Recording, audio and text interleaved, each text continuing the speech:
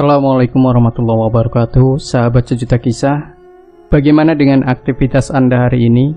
Berjalan dengan lancar sesuai dengan apa yang sudah Anda harapkan? Mudah-mudahan ya.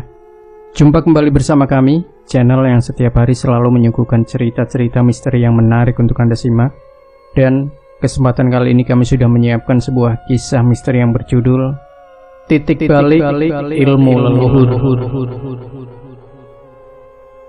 Kisah ini terjadi waktu di sebuah rumah sakit otorita Batam.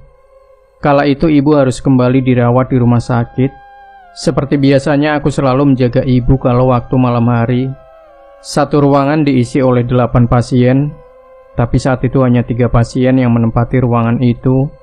4 ranjang yang berbaris saling berhadapan, hingga berjumlah 8 ranjang yang dipisahkan oleh jalan di tengahnya, dengan gorden yang berfungsi sebagai penutup.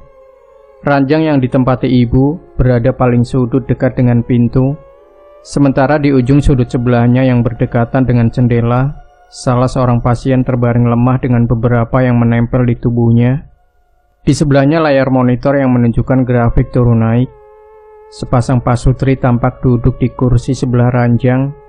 Dari obrolan pasutri itu, aku bisa menyimpulkan kalau mereka adalah penduduk asli Batam.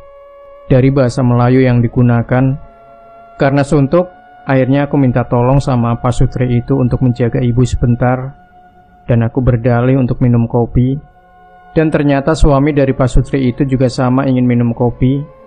Akhirnya kami keluar dari ruang perawatan untuk ngopi bareng di kantin. 2 cangkir kopi panas tersedia di meja. Kami berdua asik bercerita setelah sebelumnya saling mengenalkan nama. Pasien yang mereka tunggu merupakan mertua dari Andi, kawan ngopi yang baru ku kenal. Andi bercerita banyak tentang sakit yang dialami mertuanya. Saat sedang asik-asiknya bercerita, seluler Andi berdering. Suara istrinya di ujung sana meminta Andi untuk segera ke ruang perawatan. Akhirnya kami berdua kembali menyusuri koridor rumah sakit. Astagfirullah. Andi beristighfar saat istrinya menunjuk ke arah monitor yang sudah tidak bergerak naik turun. Layar monitor datar dengan bunyi tit tit tit tit tit. Salah seorang dokter saat itu sudah memastikan bahwa pasien sudah meninggal, dan beberapa suster mulai mengemas peralatan. Tangis pun sudah pecah dari istri Andi. Jenazah Pak Lolo sudah ditutup kain, sementara 2 tangannya sudah diikat dan disatukan di atas perut, dan tubuh jenazah sudah dipindahkan ke tempat salah satu ranjang yang beroda untuk dibawa ke lantai bawah menuju ambulan. Saat ranjang roda bergerak, dan saat itu aku yang membuka pintu ruangan rawat inap supaya Berangkar bisa keluar, salah seorang suster yang ikut mendorong Berangkar menjerit ketika melihat jenazah kembali bergerak dengan 2 tangannya yang diangkat ke atas. Lalu terdengar suara, "Apa-apaan ini? Aku belum mati," ujarnya sambil menarik kain penutup. Dokter dan 2 orang suster dan semua yang melihat kejadian itu kaget dengan muka pucat termasuk diriku. Bagaimana tidak pucat? Monitor sudah tidak bergerak turun naik, sementara dokter sudah memastikan dengan memeriksa urat nadi dan urat leher, tapi tiba-tiba hidup kembali. Sementara itu raut wajah istri Andi terlihat berseri. Wajah-wajah pucat dari yang melihat kejadian itu menggelengkan kepala, termasuk dokter juga. Pasien kembali pada ranjang semula, tapi tidak ada lagi layar monitor, hanya botol infus yang menggantung. Dan ujung jarum yang menancap di tangannya. Ketika Allah berkehendak, tak ada seorang pun yang mampu mencegahnya. Batinku saat berdiri di samping ranjang pasien dan menatap wajah seorang laki-laki yang terlihat sangat tua. Saat ada kesempatan aku bertanya sama Andi perihal usia mertuanya. 100 tahun lebih, Kang. Tapi tepatnya tidak tahu juga, ujar Andi. Subhanallah, ujarku melongo. Kejadian yang menimpa kakek renta yang dipanggil dengan panggilan Datuk Lolo jelas membuat beberapa pasien juga para penunggu heran dan takjub. 2 hari berselang setelah kejadian itu, kondisi Datuk Lolo kembali drop, bahkan lebih parah dari semula. Datuk Lolo kembali mengalami koma. Beberapa selang kembali menempel di tubuh Datuk Lolo, juga kabel-kabel yang menghubungkan pada monitor detak jantung. Hingga pada hari ketiga selepas Isya, Datuk Lolo kembali dinyatakan sudah meninggal oleh dokter yang bertugas hari itu. Anak dan mantunya kembali menghubungi saudara dan kerabat untuk memberitahukan tentang meninggalnya Datuk Lolo. Dan beberapa waktu kemudian, para kerabat berdatangan untuk bertakziah dan berdiri mengelilingi ranjang di mana tubuh Datuk Lolo telah ditutup kain putih. Salah seorang kerabat yang dituakan memimpin pembacaan surah Yasin sebelum menyelesaikan administrasi dengan pihak rumah sakit. Seorang perawat terlihat sibuk mengemasi semua alat-alat yang sebelumnya menempel di tubuh Datuk Lolo. Wak Somat yang memimpin doa terlihat begitu khusyuk berdoa, diikuti oleh kerabat yang lainnya. Tiba-tiba beberapa orang berhamburan keluar dari tirai yang menjadi pembatas ruangan sambil beristighfar. Astagfirullah, astagfirullah, sebut orang-orang seraya berhamburan keluar menerobos tirai ruangan. Aku yang saat itu tengah duduk di samping ranjang pasien, sontak berdiri dan mendekati ranjang pasien Datuk Lolo yang tertutup tirai. Dan dari tirai yang tersingkap itu, dengan mata kepala sendiri, aku menyaksikan tubuh Datuk Lolo yang tengah duduk. Terlihat bola matanya liar mengitari sekeliling. Lalu terdengar suara lantang dari Datuk Lolo. Aku tidak akan pulang kalau dia tidak datang untuk minta maaf, atau aku yang akan membawanya pergi. Setelah berkata seperti itu, tubuh Datuk Lolo kembali terbaring dengan nafas yang tersengal. Datuk, yang sudah terjadi ya sudah. Kasihan anak-anak. Kami anak-anak Datuk ikhlas kalau Datuk sudah ingin pergi. Wak Somat berbisik di telinga Datuk Lolo atas permintaan anak-anaknya. Sementara kepala Datuk Lolo menggeleng beberapa kali sebagai jawaban kepada Wak Somat. Menyaksikan hal itu, aku kembali ke ranjang di mana ibu dirawat dan duduk berseberangan dengan kakakku. Ayah naon wi? Tanya kakakku. Aku segera menjawab dengan menceritakan kejadian kemarin dan hari ini tentang Datuk Lolo. Ilmu leluhur yang selama masih muda sering digunakan. Kini semua jin yang menjadi isi dari ilmu itu telah menyiksa kakek tua itu sebagai balasan dari para penghuni ilmu itu sendiri. Sebelum makhluk-makhluk itu dikeluarkan, kemungkinan kakek itu akan mengalami kesulitan saat sakaratul maut, ujar sang kiai. Kiai tahu keluarga itu sudah cukup lama di sini. Kasihan keluarganya, jawabku. Nah, lain kumaneh di Ubaran. Kenapa bukan sama kamu diobati? Tanya sang kiai sambil tersenyum. Nanti dicoba, jawabku sambil tertawa kecil. Tuh, tingali 2 jirim, make baju kerajaan Melayu, nantung dikikirin eta jalma. Tuh lihat, 2 sosok memakai baju kerajaan Melayu, tengah berdiri di samping kakek itu. Cetus sang kiai sambil menunjuk ke arah ranjang pasien yang kini tak tertutup tirai. Sudut mataku mengikuti arah telunjuk sang kiai. Pantas, batinku. Bukan itu saja, Kang, ujarku. Iya, tapi kedua sosok itu yang terkuat. Hati-hati aja, Wi, balas sang kiai mengingatkan. Tiba-tiba 2 sosok yang dibicarakan memalingkan wajahnya dan menatap ke arah sang kiai, seakan tidak suka kalau dibicarakan. Sorot matanya penuh dengan kemarahan. Tuh kan, jadi marah wi, ujar sang kiai sambil menatap balik 2 makhluk itu. Rek naon man mak? Aing mah teu sieun. Kadieu ariwani mah. Mau apa kamu? Aku tidak takut. Sini kalau berani. Cetus sang kiai ngomong sendiri seraya melambaikan jemari tangannya. Makhluk tinggi besar menggeretakkan giginya dan kemudian tak terlihat lagi.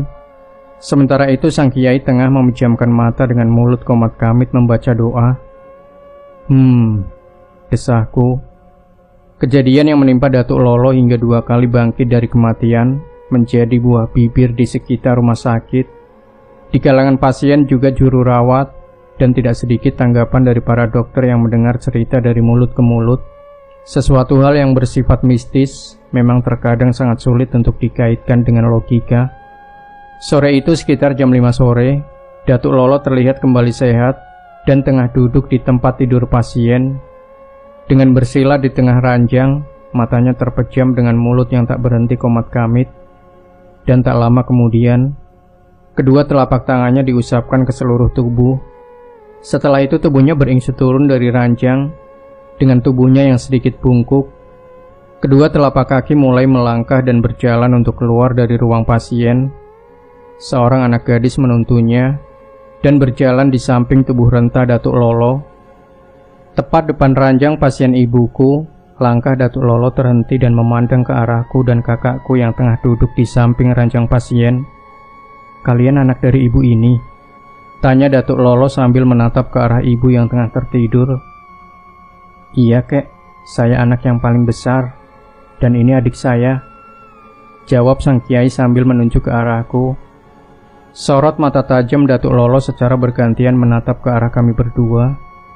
"Kakek merasakan bahwa ibu kalian akan sehat, tapi setelah itu akan kembali sakit dan pulang," ujar Datuk Lolo. Mendengar itu sang kiai hanya tersenyum, sementara aku hanya diam. Kakek sudah capek dengan semua ini. Kakek ingin mengakhirinya, tapi sayang, sampai saat ini kakek belum menemukan orang yang tepat untuk membantu kakek.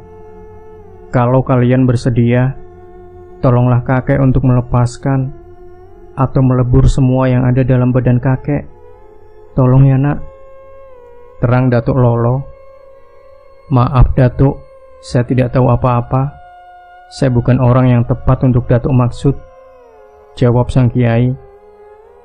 "Jangan merendah, Ustadz. Kelebihan yang Ustadz miliki adalah murni atas kehendak Gusti Allah. Itu yang kakek lihat dan rasakan," jawab Datuk Lolo. "Mungkin Datuk salah dalam melihat dan merasakan," jawab sang kiai. "Datuk sudah ingin meninggalkan rumah sakit ini. Besok malam Kamis, Datuk meminta kalian berdua untuk datang ke rumah anak Datuk," ujar Datuk Lolo sambil menyebutkan suatu kawasan yang berada tidak begitu jauh dari tempat tinggal kami. Rabu siang, Datuk Lolo beserta keluarganya berpamitan dan meninggalkan ruang pasien. Sebelum meninggalkan ruangan, Datuk Lolo berpamitan serta berpesan kepada Kiai yang merupakan kakakku untuk hadir di kediamannya yang tidak begitu jauh dengan kediaman kami. "Malam ini Akang ada acara untuk mengisi pengajian. Kamu saja Wi yang datang ke kediaman Datuk Lolo dan sampaikan salam hormat Akang sama Datuk Lolo, Wi," ujar Kiai malam itu sehabis Isya. "Insya Allah, Kang," jawabku seraya naik di belakang motor menantu Datuk Lolo yang datang menjemput. Satu ucapan salam yang keluar dari mulutku disambut jawaban seiring terbukanya pintu. Akila, anak sulung dari Datuk Lolo, langsung memintaku untuk masuk dalam kamar Datuk Lolo, ayahnya. Baru saja pintu kamar terbuka dan langkah kaki memasuki kamar Datuk Lolo. Sebuah sambutan hangat dari satu energi yang begitu terasa cukup panas datang menerpa. Kemudian bulu-bulu di tanganku meremang berdiri. Disusul hawa dingin lembab yang menyergap bulu kuduk. Refleks mulutku bergumam, "Astagfirullah." Datuk Lolo yang terbaring dengan dua tangan yang bertumpu di perut serta mata yang terpejam tiba-tiba berkata, "Aku tahu kamu punya kemampuan, tapi bukan kamu yang kuharapkan untuk datang. Tapi tidak ada salahnya untuk mencoba. Maafkan saya, Datuk. Saya datang kemari untuk menyampaikan pesan dari saudara saya bahwa beliau berhalangan," ujarku menjawab. "Ya sudah kalau tidak bisa hadir. Mudah-mudahan saja kamu bisa membantu Datuk." "Saya tidak bisa apa-apa, Datuk. Bahkan serangan dari makhluk yang selama ini ikut Datuk masih terasa menyesakkan dada." Rara serunting dan jala paksi menyambut kedatanganmu, anak muda. Sungguh sangat hangat sambutan dari mereka berdua. Saya pikir ini adalah sambutan yang kurang bersahabat, Datuk. Selain menyambut mereka juga mengujimu, anak muda. Betul, Datuk. Mereka tidak sekedar menguji, tapi secara tidak langsung menyerang, Datuk. Jika saja tidak ada yang membentengi, mungkin saja saat ini kamu sudah terkapar muntah darah. Datuk hafal betul dengan serangan yang dilancarkan mereka. Sepertinya kedua sosok itu sangat tidak senang dengan kehadiran saya, Datuk. Bahkan sorot mata mereka menyiratkan kebencian yang tak beralasan. Kehadiran dan kedatanganmu anak muda menjadi alasan dari kebencian mereka. Selama aku masih hidup, maka selama itu mereka mendapatkan persembahan dariku. Apa wujud dari persembahan yang biasa Datuk lakukan untuk mereka? Tanyaku. Sepasang kepala kambing hitam, dan terkadang mereka meminta kepala manusia. Apa yang Datuk dapatkan dari ritual persembahan buat mereka? Tanyaku penasaran. Aku seorang nelayan, tentu saja bukan hanya satu kelong yang kutanam. Tentu saja bukan hanya satu kelong yang kutanam di tengah lautan, dan tidak sedikit hasil melaut yang kudapatkan. Secara materi aku tidak kalah dengan orang-orang kaya yang ada di kota ini. Datuk sendiri sudah terikat perjanjian dengan dua sosok yang menjadi penguasa perairan pulau ini, bahwa akan ada generasi Datuk yang meneruskan perjanjian gaib yang sudah turun-temurun sejak zaman leluhur Datuk. Ilmu ini ilmu langka dan sangat tua dari sisi keilmuan. Apa yang terjadi di rumah sakit bukan yang pertama terjadi. Tidak sedikit orang-orang pintar, kiai dan ustadz yang mencoba untuk melebur semua ilmu yang bersarang dalam tubuh Datuk. Jujur, Datuk sangat berkecil hati saat melihat engkau yang datang. Hati kecil Datuk lebih condong pada saudaramu. Tapi bukan berarti Datuk mengecilkan kehadiranmu di sini. Ujar Datuk Lolo panjang lebar dengan posisi terbaring seperti semula. Saya paham. Tentu saja Datuk lebih awas dibanding saya, dan Datuk sendiri sudah bisa untuk merabanya. Kenapa tidak kau panggil leluhurmu untuk berhadapan dengan kami? Kali ini suara Datuk Lolo bergema. Tubuhnya serentak duduk bersila. Kedua telapak tangan terentang dengan mulut yang komat kamit membaca japa mantra. Rara Serunting, Jalapaksi, aku tidak ada urusan dengan kalian. Kedatanganmu jadi urusan bagiku. Datuk Lolo bersujud, dirinya seakan menahan agar dua makhluk yang selama ini mengikuti dirinya tidak keluar dari tubuh rentanya dan menampakkan wujud aslinya. Cik Puan, aku sudah tidak kuat. Tolong akhiri semua ini. Cabutlah nyawaku dan ambil ragaku sebagai ganti dari persembahan yang biasa aku lakukan. Cabut saja nyawaku. Suara Datuk Lolo terdengar bergumam. Tidak, Lolo. Aku akan terus meminta persembahan darimu, kecuali anak laki-lakimu yang meneruskan semua ini, maka penderitaanmu akan berakhir dengan sendirinya. Balas satu sosok wanita bangsawan Melayu. Terlihat satu selendang berwarna merah tersampir di pundaknya. Rambut hitam bergelung ke belakang dengan hiasan beberapa tusuk konde yang menancap di rambut hitam yang bergelung. Puan Rara, aku sudah berusaha membujuk anak laki-laki satu-satunya untuk menjadi pewaris tunggal ilmu leluhur. Tapi dia memilih untuk meninggalkan kampung halaman dan menuntut ilmu di pulau seberang. Ampun Puan. Balas Datuk Lolo seraya bersujud dan seakan sedang menyembah sosok Rara Serunting. Sementara dari ubun-ubun kepala Datuk Lolo mengepul asap berwarna hitam pekat yang keluar dari ubun-ubun kepala. Tolong Ci, ambil saja nyawaku. Kembali suara Datuk Lolo terdengar saat kepulan asap hitam berwujud satu sosok pria tampan dengan berpakaian yang hampir sama dengan Rara Serunting. Tidak Lolo, aku hanya ingin persembahan darimu, atau anak laki-lakimu yang menjadi penerus dari perjanjian leluhurmu. Suara Jalapaksi terdengar bergema. Siapa orang ini? Apakah dia datang untuk membebaskan dirimu dari sumpah para leluhurmu? Atau manusia ini yang akan kau jadikan persembahan buat kami? Ucap Jalapaksi. Datuk, kalau kehadiranku untuk dijadikan tumbal atau persembahan untuk semua yang Datuk dapatkan, salah besar jika aku yang harus dijadikan persembahan. Semua ini ternyata sudah Datuk rencanakan, tapi Datuk lupa satu hal. Meskipun aku yang sengaja untuk dijadikan persembahan, bila belum takdirnya, maka aku tidak akan pernah jadi persembahan buat mereka. Maka dari itu, aku pun bisa memaksa kepada mereka untuk menjadikan anak laki-laki Datuk sebagai gantinya. Ujarku yang sebelumnya sempat tercengang mendengar perkataan Jalapaksi. Untuk kalian berdua, Kini aku tahu alasannya, kenapa sambutan kalian bukan saja hangat, tapi sangat keras. Semuanya memang disengaja untuk melukai, atau lebih kejam dari itu. Kembali suaraku lantang terdengar. Tidak, Wi, bukan begitu. Jangan termakan omongan mereka, karena mereka sengaja berkata seperti itu, untuk dijadikan alasan agar bisa mengambil dirimu. Datuk bersumpah atas nama Tuhan, Datuk sama sekali tak berniat mencelakai dirimu. Sudah sekian lama Datuk ingin mengakhirinya, tapi selalu saja gagal. Jika dirimu bisa, maka bebaskan Datuk dari semua ini. Kalau harus selembar raga renta yang jadi korban, Datuk ikhlas.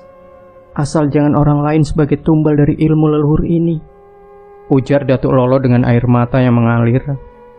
Rara Serunting, Jalapaksi, aku tidak punya urusan dengan kalian. Ini urusan kalian bertiga, dan aku tidak punya kepentingan lagi di sini. Selesaikan saja urusan kalian, ujarku seraya membalikkan badan. Tunggu, kamu boleh pergi, tapi biarkan makhluk itu di sini, ujar Jalapaksi. Ambil saja sendiri kalau kalian mampu, balasku. Wangsa, semua ini hakmu. Untuk menentukan sikap, aku tidak bisa menahanmu untuk tetap bersamaku jika itu menjadi pilihanmu. Batinku berbicara pada sosok belang putih hitam. Sambutan pertama yang mereka lakukan sesungguhnya memancing agar aku keluar dan berwujud di hadapan mereka. Tapi kamu bisa mengendalikan diri hingga aku tidak terpancing keluar. Maka dari itu, aku akan tetap bersamamu sesuai dengan sumpahku pada Nini Amah, nenekmu. Batinku mendengar satu suara yang tidak asing di telinga. Mau atau tidak mau, aku akan memaksanya. Kembali suara Jalapaksi terdengar. Jalapaksi, bukan saat yang tepat untuk memaksa. Yang jelas, aku tidak akan tinggal diam kalau dirimu memaksa, dan dengan terpaksa aku harus mempertahankannya. Ini yang kutunggu-tunggu. Jadi kami punya alasan untuk menyumpal mulutmu untuk diam selamanya dan mengambil sosok hitam putih. Jalapaksi, Rara Serunting, kita tidak pernah saling mengenal dan baru kali ini bersua. Lalu tanpa alasan yang jelas kalian ingin menanam benih permusuhan, bahkan ingin membungkam mulutku. Lalu di mana kesalahan dan dosa apa yang kuperbuat pada kalian? Ucapku seraya mengacungkan telunjuk ke arah mereka berdua. Kami bangsa lelembut tidak perlu mencari kesalahan dan dosa yang kamu lakukan. Kehadiran dirimu saja sudah merupakan sebuah kesalahan. Secara tidak langsung, kedatangan dirimu telah mengusik ketenangan kami, balas Jalapaksi. Kehadiranku juga kedatanganku sama sekali tidak melakukan apa-apa yang menyinggung atau membuat kalian tidak nyaman. Bahkan yang seharusnya yang tidak nyaman adalah aku, karena sambutan kalian yang sudah merupakan sebuah serangan. Asal kamu tahu, hai manusia, energi kalian berbenturan dengan energi kami, ditambah dengan energi positif yang datang dari leluhurmu, yang membuatku tidak nyaman, dan menyerangmu juga sosok di belakang dirimu. Jadi karena rasa ketidaknyamanan kalian, yang akhirnya kalian punya alasan untuk menyerang. Terus bagaimana kalau aku juga punya alasan dan menjadikan perlakuan kalian sebagai alasan untuk meleburkan semua perjanjian antara kalian bertiga? Dan aku punya alasan untuk ikut campur dalam urusan kalian, daripada aku hanya diam saat kalian akan menyumpal mulutku untuk selamanya dan mengambil belang putih untuk dijadikan peliharaan kalian. Aku ingin tahu apakah kemampuanmu sehebat kata-kata dan silat lidahmu. Kali ini Rara Serunting yang angkat bicara dengan disusul sebuah gerakan tangan yang mengibaskan selendang yang tersampir di pundaknya. Wuh! Satu energi panas menderu seiring kibasan selendang yang menghasilkan energi panas. Allahu Akbar. Gumamku seraya memukulkan telapak tangan ke tanah. Wush! Energi dari doa pukulan Jibril menyambut kedatangan energi selendang gaib Rara Serunting. Jalapaksi yang menonton tiba-tiba mencabut keris pendek di balik pinggangnya. Tangannya bergerak dalam gerakan membelah dari arah atas turun ke bawah. Dan krak! Tanah yang kupijak tiba-tiba terbelah. Sebuah hantaman kaki terdengar menghantam tanah dan menghentikan retakan yang dibuat Jalapaksi. Lalu suara auman membahana terdengar. Grrrr. Hentikan Jalapaksi, atau engkau akan berurusan dengan Trapasundan. Terdengar Wangsa Direja angkat bicara. Ini yang kutunggu dari Trapasundan, Wangsa. Balas Jalapaksi. Baiklah, kalau itu kehendakmu, ikuti aku. Tantang Wangsa Direja seraya berkelebat keluar dari ruangan kamar Datuk Lolo. Tunggu, aku ikut. Seru Rara Serunting dan tubuhnya ikut berkelebat. Jang, lakukan dengan caramu dan ikuti aku. Suara Wangsa Direja yang terdengar oleh batinku. Dengan cepat aku jatuhkan ragaku untuk duduk bersila, lalu menyatukan hati, di mana lisan menyebut dan hati memanggil asma Allah, Allah, Allah. Lorong hitam panjang tanpa cahaya adalah gerbang menuju dimensi lain, tapi tidak semua gerbang dimensi lain adalah sebuah lorong hitam yang panjang. Ada kalanya kita bertemu dengan lembah tanpa ada hembusan angin ataupun kicau burung-burung. Alamnya hening dan seakan mati. Kenapa kita masuk ke alam mereka, Wangsa? Tanyaku. Kita tak mungkin bertempur di alam manusia, Jang. Sebagai manusia, tentunya butuh energi yang lebih, Wangsa. Betul itu, Jang. Tapi kamu harus ingat, tujuan mereka adalah untuk menjadikan aku sebagai peliharaan mereka. Kamu ingat semua jalan untuk masuk ke dalam alam mereka, dan dari sanalah kamu harus keluar dan dengarkan perintahku saat ini. Apa perintahmu, Wangsa? Cepat keluar dari sini. Apa? Tidak, Wangsa. Aku tidak akan meninggalkan dirimu. Ini perintahku.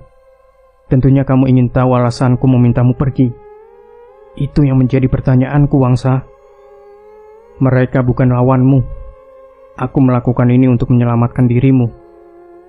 Karena orang yang layak dan cukup mumpuni melawan mereka adalah sang Kiai. Cepat pulang dan sampaikan salamku pada Kiai. Insya Allah dia mengerti. Ucap Wangsa Direja seraya menabrakkan badannya ke arah tubuhku, hingga terlontar dan keluar dari dimensi lain, yang hampir saja gerbang gaib itu menutup dengan sendirinya. Aku sudah menduga bahwa kamu akan ikut denganku, Wangsa. Terdengar suara Jalapaksi saat tubuhku melayang di lorong hitam gerbang dimensi gaib. Sungguh aku tidak percaya jika Wangsa Direja akan semudah itu ditaklukkan dan secepat itu ikut dengan mereka. Sebuah pertanyaan yang terus terlintas dalam batinku. Assalamualaikum, Kang. Salamku saat sampai di sebuah bangunan yang cukup besar. Waalaikumsalam. Sebuah jawaban dari satu suara yang sangat aku kenal, bersama terbukanya pintu di depanku. Geningan. Ayi, sok atuh calik. Rupanya Adit. Silakan duduk. Jawab sang Kiai dengan senyum khasnya. Iya, Kang. Jawabku seiring jatuhnya tubuhku di atas kursi. Setelah cukup basa-basi, semua yang aku alami tak sedikit pun terlewat untuk diceritakan, termasuk salam dari Wangsa Direja. Sang Kiai menganggukkan-anggukan kepala, menyimak semua cerita. Pada dasarnya, kita semua akan kehilangan. Jangankan si Wangsa, diri kita kalau memang sudah waktunya pergi, siapa yang bisa mencegah? Kegelisahanmu dengan tidak adanya sosok Wangsa adalah sebuah kelemahan sebagai manusia, ujar sang Kiai. Kemah? Maksudnya? Kamu itu, Wi, terlalu bergantung pada makhluk hingga menomorduakan pencipta. Wangsa itu bukan apa-apa bila dibandingkan dengan Gusti Allah. Buktinya, dia begitu lemah dan tidak berdaya saat berhadapan dengan dua sosok yang kemampuannya lebih. Di atas langit masih ada langit, tapi kita lupa ada sang pencipta langit. Penyandaran diri akan kemahabesaran Gusti Allah sebagai manusia yang tiada daya dan upaya adalah kunci untuk mendapatkan pertolongan darinya.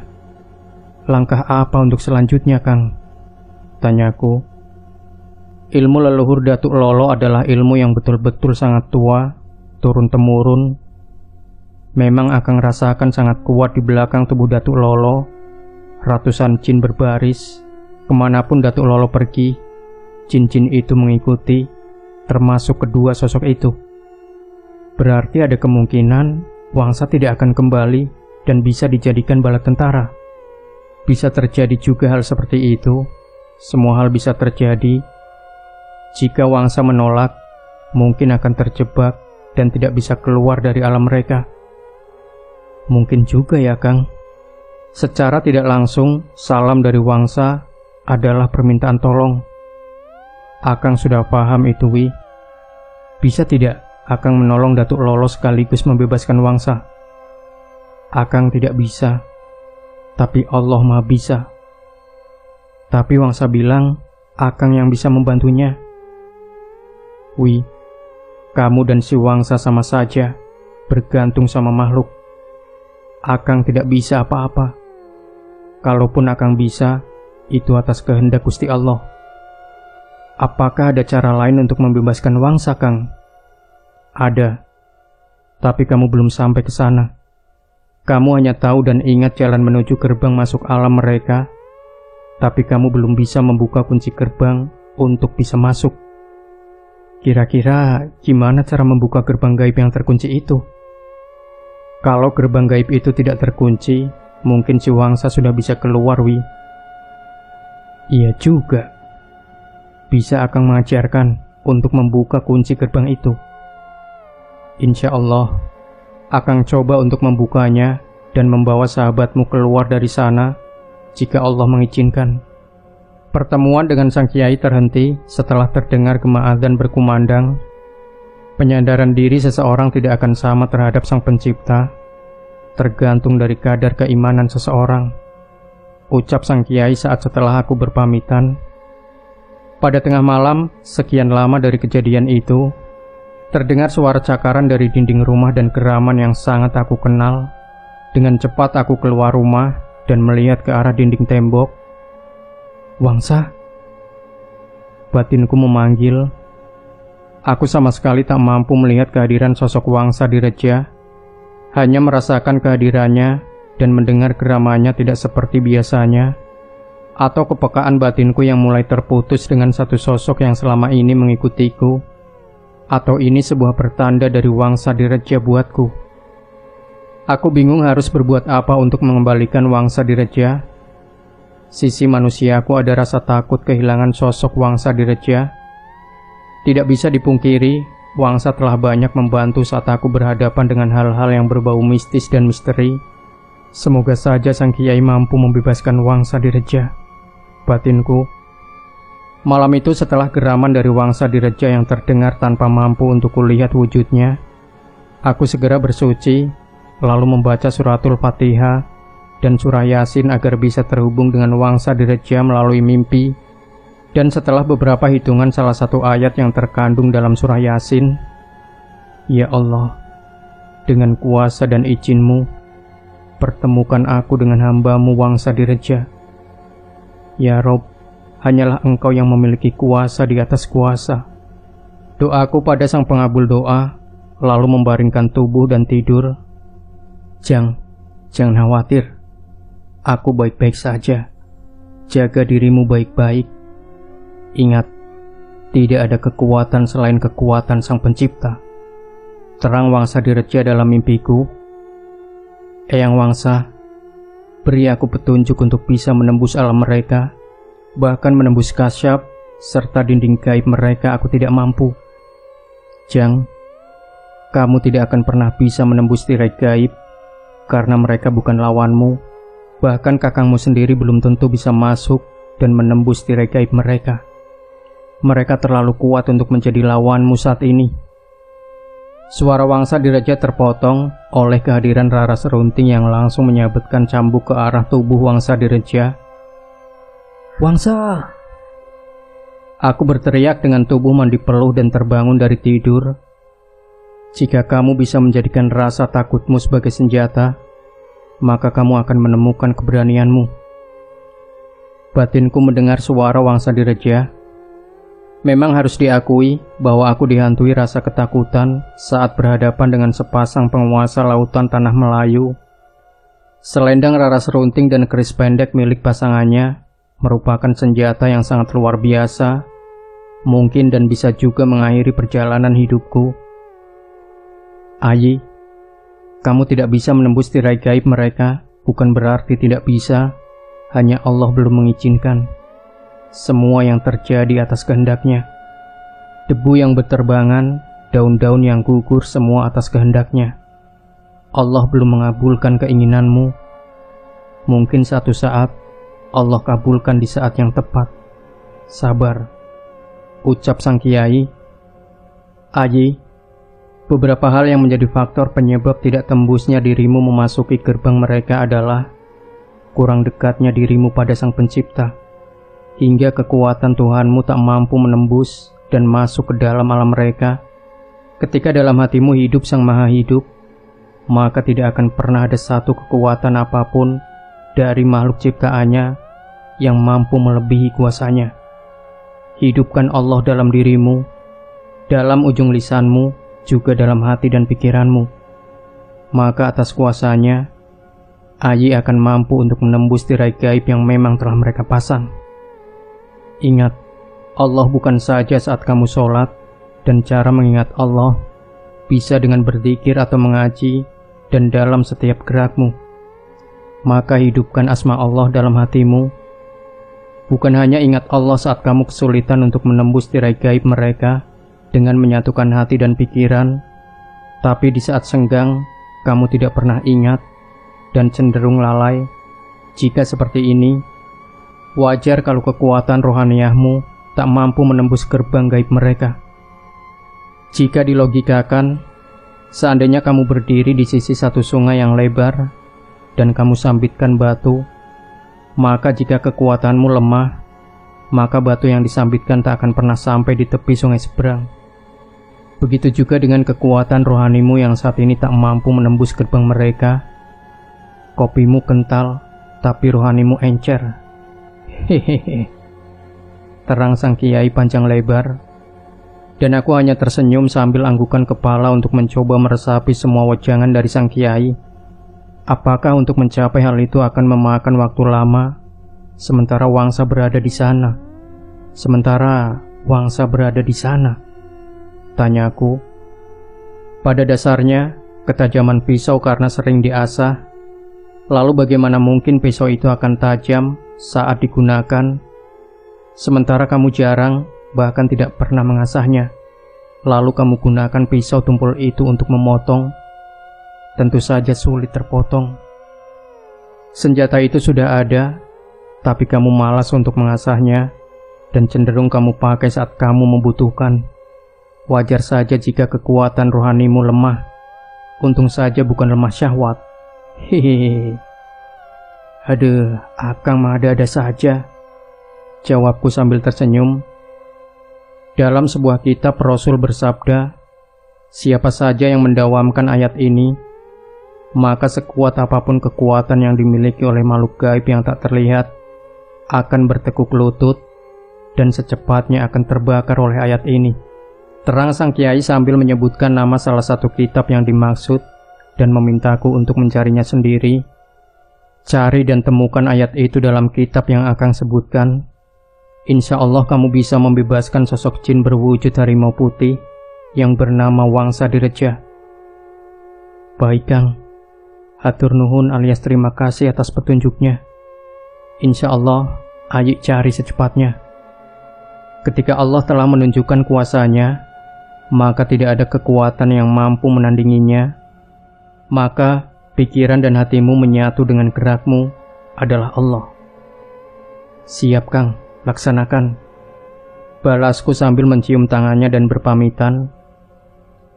Wangsa, dengar aku. Batinku memanggilnya setelah beberapa hari kemudian sepulangnya dari ponpes sang kiai. Grrrr. Sebuah geraman yang tidak asing di telinga. Baiklah Wangsa, aku akan berusaha untuk mencari keberadaanmu dan membebaskanmu. Jang, terlalu berisiko bila kamu menjebol tirai gaib mereka bagi keselamatanmu. Insya Allah Wangsa, aku sudah mengalahkan rasa takutku dan menemukan keberanian yang sempat amblas.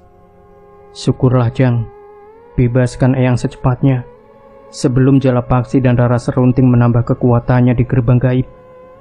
Baik Wangsa, doakan cucumu. Sekejap kemudian, seluruh panca indera menyatu dalam asma agung Sang Kuasa. Brut. Aku seakan berada di sebuah pulau yang gersang.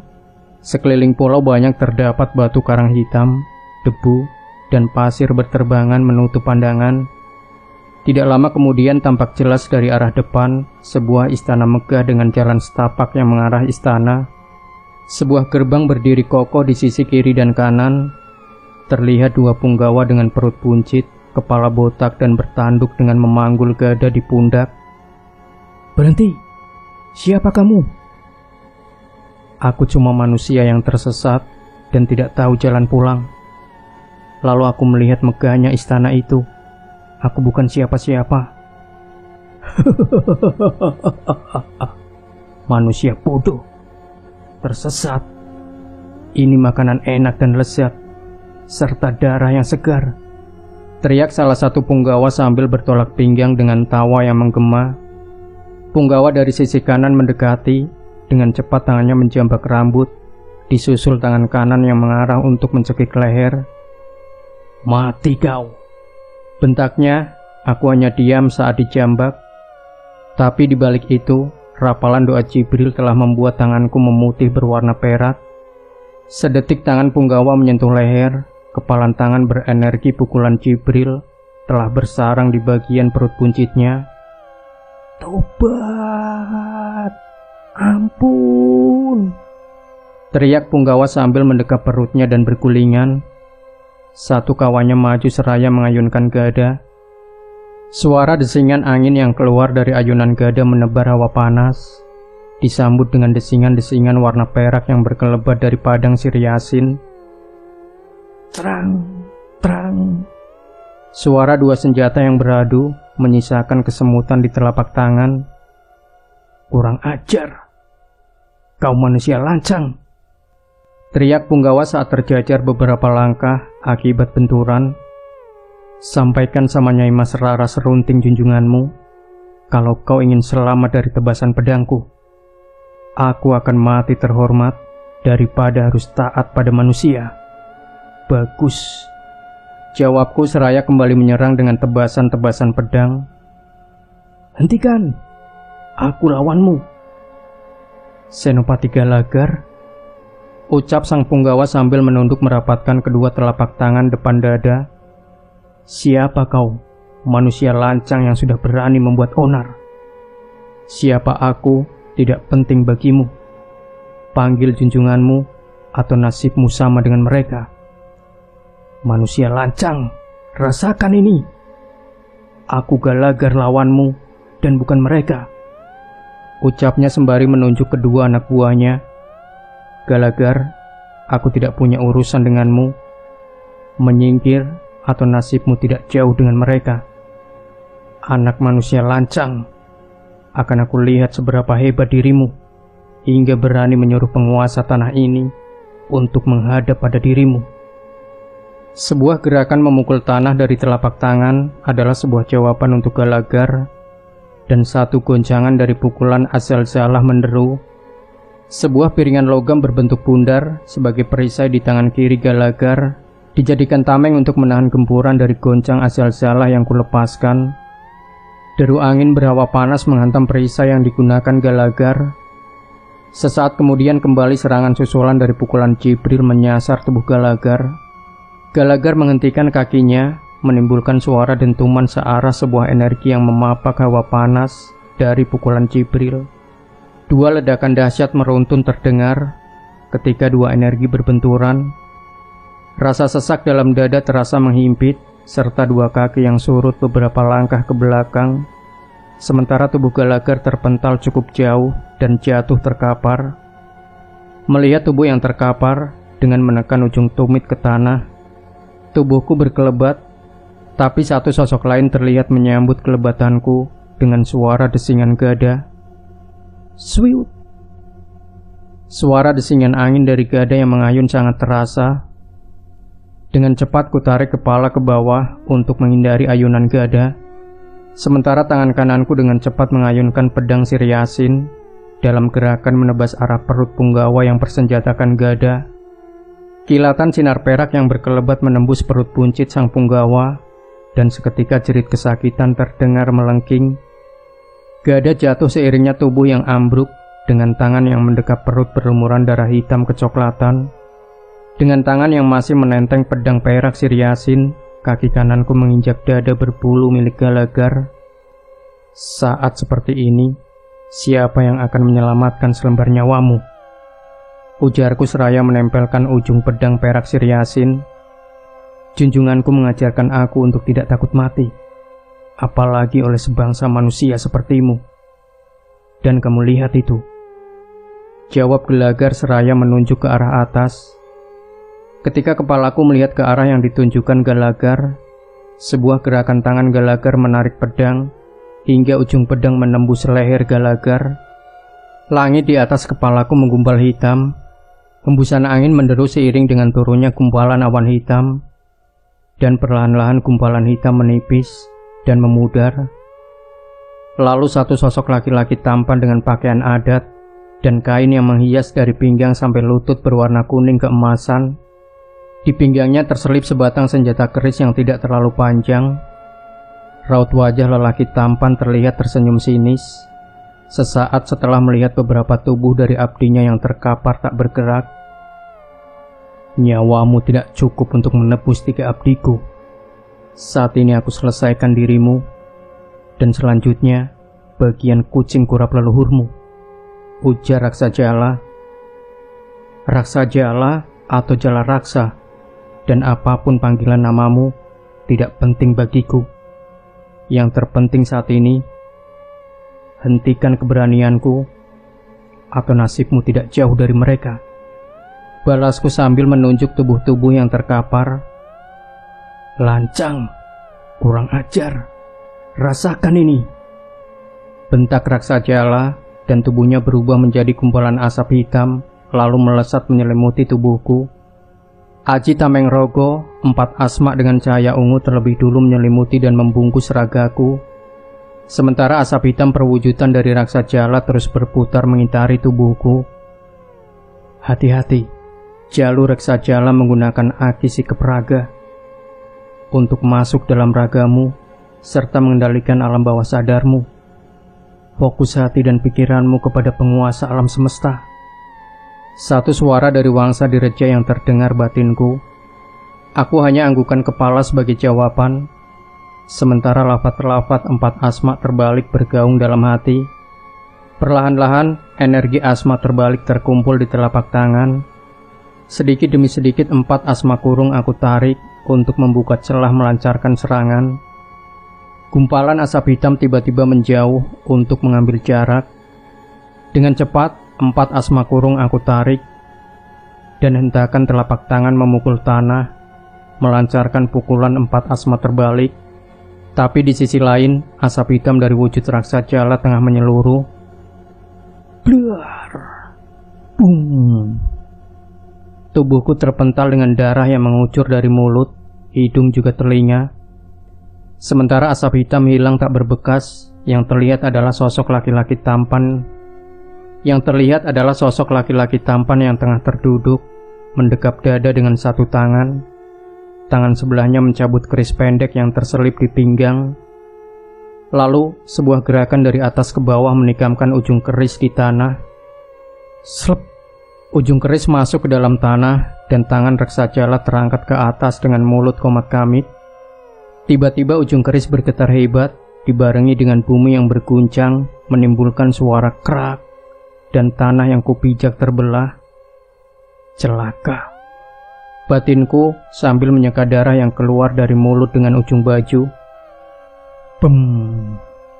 Satu hentakan kaki terdengar di ujung tanah yang terbelah, yang nyaris menelan tubuhku ke dalam bumi yang terbelah. Sepasang kaki menghentak pada ujung tanah yang terbelah, dan nyaris menelan tubuhku. Sesaat aku tengadah melihat wajah sosok yang datang. Kiai, gumamku, Hudang Yi, nah meni atah pangarti teh. Bangun dek, masih mentah kemampuanmu, jawab sang kiai sambil tersenyum. Dengan mendekap dada dan mengusap darah yang keluar dari mulut dengan ujung baju, aku hanya bisa diam saat sebelah tangan sang kiai menepuk punggung lalu mengusap seluruh badan dengan telapak tangannya. Waras kersaning jati, waluya kersaning Allah. Jak-jak waringkas ku kuasa Gusti Allah, ucap sang kiai seraya meniup ubun-ubun kepalaku. Aku datang di saat yang tepat, dan atas kuasa Gusti Allah mampu menghentikan ilmu belah jagat. Mungkin aku adalah lawan yang sebanding denganmu sang raja, ucap sang kiai. Manusia lancang mana lagi yang berani mencampuri urusan reksa jagat dan telah lancang masuk dalam kekuasaanku, balas reksa jagat seraya mencabut keris pendeknya dan mengibaskan dalam gerakan menebas. Tebasan keris pendek mengeluarkan deru angin yang bergulung. Debu-debu juga bebatuan berterbangan. Begitu juga tubuhku yang sempoyongan bertahan dari deru angin yang bergelombang. Sementara itu sang kiai tetap berdiri dengan tangan yang terus memutar biji tasbih hingga biji-biji tasbih sampai pada ujung. Tangan sang kiai dengan cepat menarik sorban hijau yang mengalung di leher, lalu mengibaskan sorban hijau ke arah reksa jagat. Kibasan sorban kumala hijau tidak kalah dengan senjata reksa jagat. Sama-sama mengeluarkan deru angin. Pada akhirnya dua kekuatan dahsyat berbenturan, menimbulkan goncangan dan suara dentuman yang membahana. Tubuh reksa jagat juga tubuh kiai sama-sama terpelanting akibat dari benturan tingkat tinggi. Reksa jagat muntah darah, sementara sang kiai mendekap dadanya dengan sebelah tangan. Pantas manusia satu ini berani mengadu kekuatan. Ternyata punya kekuatan yang luar biasa, tidak seperti kunyuk satu itu, gerutu reksa jagat. Yi, cepat lakukan sesuatu sebelum Rara Serunting datang, seru sang kiai. Aku faham dengan maksud sang kiai. Dengan cepat 4 asma kurung melesat ke arah tubuh reksa jagat. Satu warna ungu melesat ke arah tubuh reksa jagat. Satu larik sinar putih melesat menyambut laju pukulan 4 asma terbalik. Lancang kalian, berani-beraninya membuat onar di kerajaanku, Rara Serunting, seru sang kiai. Bagus, kamu tahu siapa aku. Cepat bersujud dan mohon ampun sebelum aku akhiri hidup kalian berdua. Rara Serunting, aku dan kamu tidak ada bedanya. Sama-sama makhluk dan sama-sama seorang hamba. Kematian kita sudah tertulis. Sedikit pun aku tidak pernah takut dengan sesama makhluk, apalagi dengan makhluk sebangsa kalian, jawab sang kiai. Kurang ajar, berdebah, lancang. Rasakan ini. Aku tidak ingin memperpanjang masalah ini. Mari kita selesaikan ini semua dengan cara yang baik, ucap sang kiai. Kiai, sudah tidak berlaku penyelesaian dengan cara yang baik. Saat ini yang terbaik adalah tunjukkan kemampuanmu, dan jika mampu mengalahkan dan menundukkan kami, maka apapun permintaanmu akan aku penuhi, balas Rara Serunting. Kedatanganku bukan untuk meminta apapun darimu. Apa yang lebih berhak untuk aku minta, aku lebih mengutamakan permohonan dan permintaan pada Tuhanku, bukan pada dirimu yang jelas-jelas tidak lebih denganku sebagai makhluk. Meskipun aku sebagai makhluk, tapi aku bisa memenuhi segala keinginanmu. Bila Kiai butuh uang, emas, maka aku akan memberikannya buat Kiai. Rara Serunting, Tuhanku Maha Kaya, dan aku tidak butuh itu semua, apalagi dari makhluk sebangsa siluman sepertimu. Dan kamu pikir aku mampu kamu silaukan dengan harta berupa emas dan tumpukan uang? Semua itu hanyalah tipu daya kalian. Dan kalian salah orang bila ingin menukar keimananku dengan semua yang kalian tawarkan. Cukup satu hal yang harus kalian lakukan. Apa itu Kiai? Seru Rara Serunting. Bebaskan leluhur kami, itu saja. Baik Kiai, aku akan bebaskan, tapi dengan satu syarat. Apa dengan mengadu kekuatan adalah syarat mutlak yang kalian inginkan? Jawab sang kiai. Hehehe. Ternyata peka juga dengan keinginan kami kiai satu ini. Timpal reksa jagat. Keluarkan semua kemampuanmu kiai. Jangan sampai menyesal. Imbuh Rara Serunting, seraya mengibaskan selendang putih yang menggantung di dua sisi pinggangnya. Wus. Satu larik sinar putih menderu. Sang kiai mundur beberapa langkah dan sorban kumala hijau dikibaskan ke arah depan menyongsong datangnya larik sinar putih. Sinar hijau yang keluar dari sorban sang kiai tergulung dan membentuk gumpalan-gumpalan menelan larik sinar putih Rara Serunting.